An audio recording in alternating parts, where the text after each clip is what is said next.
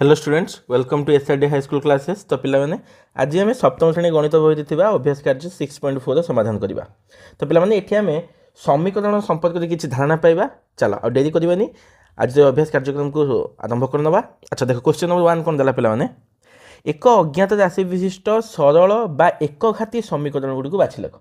अच्छा पिलाने देख एक अज्ञात राशि फास्ट कथा हो माने अज्ञात राशि गोटे थी मतलब से एक्स हो वाई हो जेड हो गोटे थी है एक्स वाई कि वाई जेड एमती दुईटा नथिबो फास्ट कथा।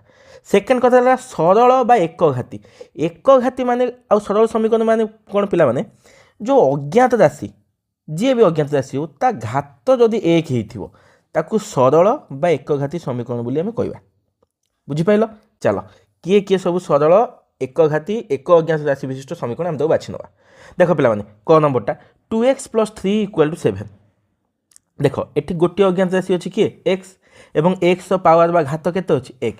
तो यहाँ गोटे एक अज्ञात राशि विशिष्ट सरल समीकरण। तो लिखा किए किए ना कटा किए 2x + 3 = 7 ये खटा देखिए पे। अच्छा ख देख पे ये वाई ये एक्स पलि जाऊँगी या एक अज्ञात राशि रहा ना तो दुईटा अज्ञात राशि पलैला तो खटा हेनी।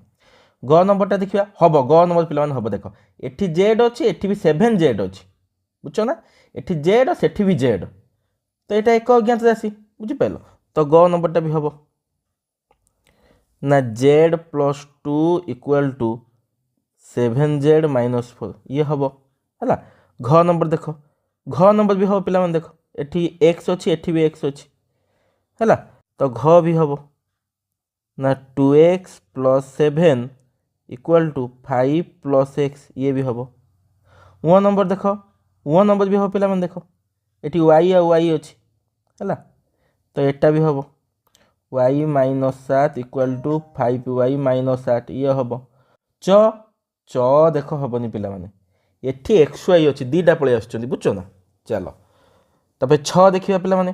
अच्छा 6 देख पे ये एक्स अच्छी ये भी एक्स अच्छी कथा ठीक अच्छी किंतु गड़बड़ हो गला कौटी या पावर को देख पावर 2 पलि गलानी आमको कही कौन एक घाती ये 2 घाती हो गलानी बुझीपार ना।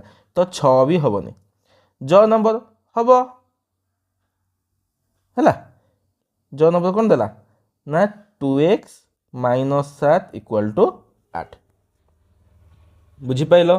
चलो नेक्स्ट क्वेश्चन को जाए पे। अच्छा कही एक्स को अज्ञात राशि नहीं निम्न एक्स को अज्ञात राशि रूपे नहीं निम्न उक्ति गुड़िकर गाणितिक उक्ति प्रकाश कर। अच्छा आम सेमती सरल माने जेमती आसुला इक्वेशन बा समीकरण आम बाहर करते सेमती समीकरण आम बाहर करवा। अच्छा क्वेश्चन नंबर कौन देला गोटे संख्या 3 वियोग कले वियोग फल 7 हुए। अच्छा हो आमको कौन कही एक्स अज्ञात राशि नवा ना ताने कौन लिखा ना मन कर संख्याटा केते एक्स एक्स रु 3 वियोग कले वियोग फल 7। तो आम इक्वेशनटा कौन पाइले समीकरणटा कौन पाइले x - 3 = 7। सेमिति 10 गोटे संख्यार 2 गुण 4 कम। अच्छा गोटे संख्यार 2 गुण माने कौन 2x तारु केते कम 4 कम जे कार संगे समान हम 10 संगे समान हम बुझी। चलो ग नंबर गोटे संख्यार 3 भागरू 1 भाग हेउची 6 गोटे संख्यार 3 भागरू 1 भाग ताहने 1/3 जे है कौन 3 भागरू 1 भाग इंटू एक्स इक्वल टू केते 6। चलो घ नंबर को जाए पे बढ़िया क्वेश्चन देख गोटे संख्या 5 ठारू जेतिकी अधिक 15 ठारू सेतिक ताने कौन पे ना गोटे संख्या 5 ठारू जेतिकी अधिक ताने कौन ना x - 5 एटा 5 ठारू जेतिकी अधिक कौन 15 ठारू सेतिक कम ताने कौन हम 15 - x बुझीपाल। बढ़िया क्वेश्चन एटा पे। चलो वो नंबर को जीवा वो नंबर कौन देला पे देख गोटे संख्यार 6 गुण 7 वियोग कले वियोग फल 3 हुए। अच्छा गोटे संख्यार 6 गुण माने कौन हम 6x सेठू केते वियोग करवा 7 वियोग करवा वियोग कले कौन हम तो वियोग फल 3 हम बुझीपाल। चलो नेक्स्ट क्वेश्चन रमार वर्तमान बयस को एक्स नवा। अच्छा रमा बयस कही आमको एक्स नवा ये दुईटा कथा दी कौन ना 5 वर्ष पर तार बयस केते हम सेकेंड कथा 3 वर्ष पूर्वे ता बयस केते थिला। अच्छा आई नंबरटा देख पे रमार बर्तमान बयस केते 5 वर्ष। 5 वर्ष पर केते हम। अच्छा गोटे पिलार बर्तमान बयस 10, 5 वर्ष पर केते हम 10 5 15 मिसीज ना 5 सेमती जेहेतु ये रमार बर्तमान बयस कही एक्स 5 वर्ष पर केते हम ना एक्स प्लस 5। ठीक अच्छे सेमती 2 एटा देख 3 वर्ष पूर्वे ता बयस केते थिला। अच्छा 3 वर्ष पूर्वे बर्तमान बयस अच्छी एक्स 3 वर्ष पूर्व माने 3 कौन करवा माइनस करवा। बुझिपाल चलो। अच्छा 3 नंबर कौन देखा देला पे देख निम्नलिखित समीकरण गुड़ी साधारण उक्ति प्रकाश कर। माने आम 2 नंबर जमती कले माने कौन साधारण उक्ति आम समीकरण प्रकाश कले यहाँ हूँ कौन ता ठीक उल्टाटा समीकरण आमको दे देछि आम ताको साधारण उक्ति प्रकाश करवा। देख कौन नंबरटा कौन पे ना x माइनस 5 इक्वाल टू 9 आम कौन लिखिपर ना कौन सी संख्या 5 वियोग कले ताहा केते हबो ताहा 9 हेबो। बुझी होची चलो ख नंबर 5 पे इक्वाल टू 20 कौन लिखिपर ना गोटे संख्यार केते गुण 5 गुण 20 सह समान। चलो ग नंबर को जी पे ग नंबर देला 3n प्लस 7 इक्वाल टू 1 कौन लिखिपर एक संख्यार 3 गुण 3n अच्छी ना 3 गुण रु 7 अधिक 1 सह समान हेबो।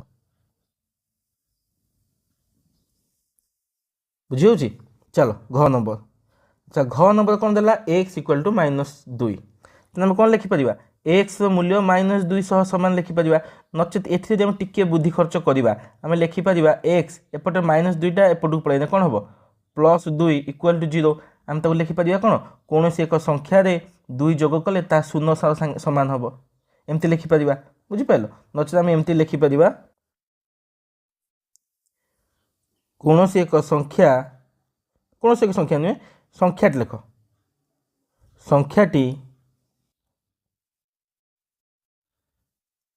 संख्याटीर मूल्य -2 सह समान एमती भी लिखिपर किसी असुविधा नहीं है।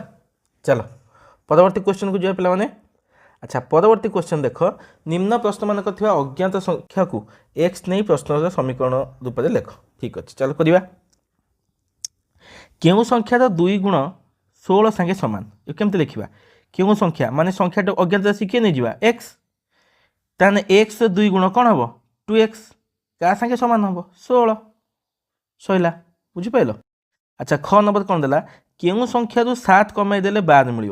अच्छा संख्याटी मन कर नवा किए x तादू 7 कमाई दवा माने कौन 7 माइनस करवा तो का संगे समान हम सी 12 संगे समान हम। बुझिपाल। चलो नेक्स्ट क्वेश्चन को जीवा क्यों संख्यार 1/3 5 संगे समान। अच्छा क्यों संख्यार 1/3 माने कौन 1/3 इंटू एक्स क्या संगे समान हम 5। अच्छा घ नंबर करवा क्यों संख्यार 1/4 हूँ 5 ताने 1/4 इंटू एक्स इक्वल टू 5। बुझिपाल। अच्छा उ नंबर क्यों संख्या 8 अधिक हूँ 15 ताने मन कर संख्याटा किए एक्स 8 अधिक अधिक माने कौन पिला माने मिश्रण एक्स मिश्रण 8 क्या संगे समान हम 15 संगे समान हम। बुझिपार बहुत सहज था पे। चलो 5 नंबर को जीवा 5 नंबर कौन देखिए पे देख निम्न सूचना गुड़िक अनुधान कर समीकरण मध्यम प्रकाश कर। चलो सेमती क्वेश्चन जमती करके आइले। अच्छा रोजीर बापा बयस 49 वर्ष बापा बयस रोजीर बयस 3 गुण रु 4 वर्ष अधिक रोजीर बयस को y वर्ष नियो। ठीक अच्छे हम कौन कहला क्वेश्चन ना मन कर रोजीर बयस केते ना y वर्ष रोजीर बयस को आम कौन नहीं गले y वर्ष। अच्छा रोजीर बापा बयस केते पिला माने ନା ରୋଜିର ବାପାଙ୍କ ବୟସ କେତେ ନା 49 ବର୍ଷ। ବୁଝିପାରୁଛ ନା ରୋଜିର ବୟସ y ବର୍ଷ ଦେଇଦେଲା ଆଉ ରୋଜିଙ୍କ ବାପାଙ୍କ ବୟସ 49 ବର୍ଷ ଦେଲା। ଆଉ ଗୋଟେ ଧାଡ଼ି ଦେଇଛି ଇମ୍ପୋର୍ଟାଣ୍ଟ ଧାଡ଼ି ଯେଉଁଠିକି ରୋଜିର ବୟସ ତାଙ୍କ ବାପାଙ୍କ ବୟସ ଭିତରେ ସମ୍ପର୍କଟା ଦେଇଛି। କ'ଣ ଦେଇଛି ନା ବାପାଙ୍କ ବୟସ ରୋଜି ବୟସର 3 ଗୁଣରୁ 4 ବର୍ଷ ଅଧିକ। ଲେଖିବ ପୁରା। ଆଚ୍ଛା ବାପାଙ୍କ ବୟସ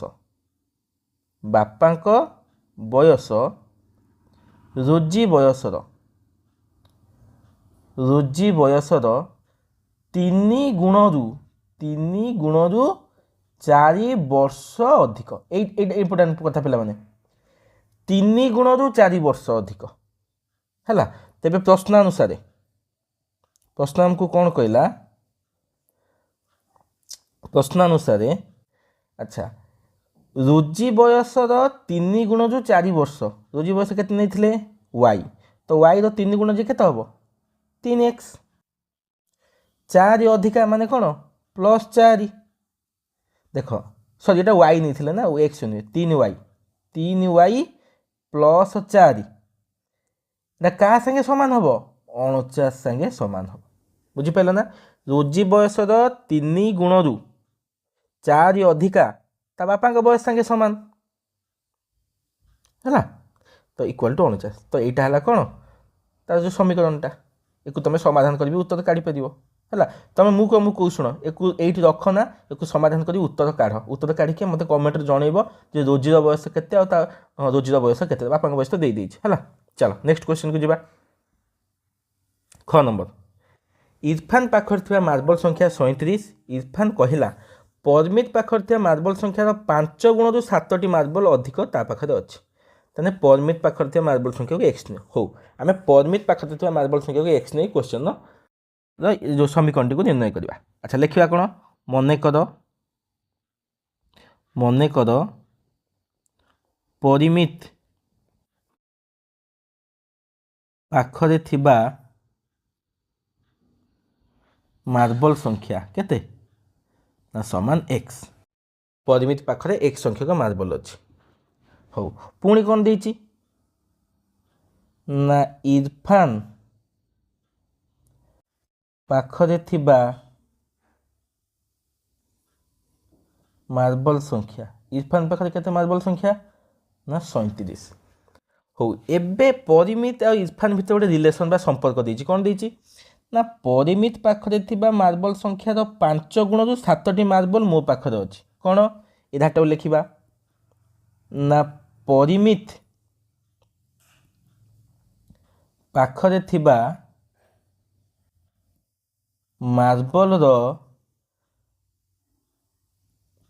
5 गुणरू 7टी अधिक मार्बल क्या पाखरे अच्छी ना इरफान पाखरे अच्छी इरफान पाखरे अच्छी देख परिमित पाखरे आम नहीं कईटा एक्स। अच्छा 5 गुण तेना एक्स 5 गुण केते हम ना प्रश्नानुसार आम कौन लिखा प्रश्नानुसार ना एक्स 5 गुण जी कौन है 5x ताठू केतटा अधिका अधिका माने कौन जोग 5x + 7 इक्वल टू एतिक मार्बल क्या पाखरे अच्छी ना इरफान पाखरे अच्छी आ इरफान पाखरे क्वेश्चन देता केतटा अच्छी कि 37टा अच्छी बुझल तो कौन हम 5x + 7 इक्वल टू 37 तो यहाँ है तार समीकरण बुझिपाल। तो पे तुम अटकबनी एक समाधान कर समाधान करी परमित पाखरे केतटा मार्बल अच्छे मत कमेंट माध्यम जनइब बुझिपाल। ठीक अच्छे पे यहाँ आज लास्ट क्वेश्चन तो आशा कर आज जो एक्सरसाइज निश्चय तुमको भल लगी है। ठीक अच्छे पे आज आम रही पुणी आम भेट हाँ कौटी ना अभ्यास कार्य 6.5 से पर्यटन मन दे पाठ पढ़ सार को देखा रही जय जगन्नाथ।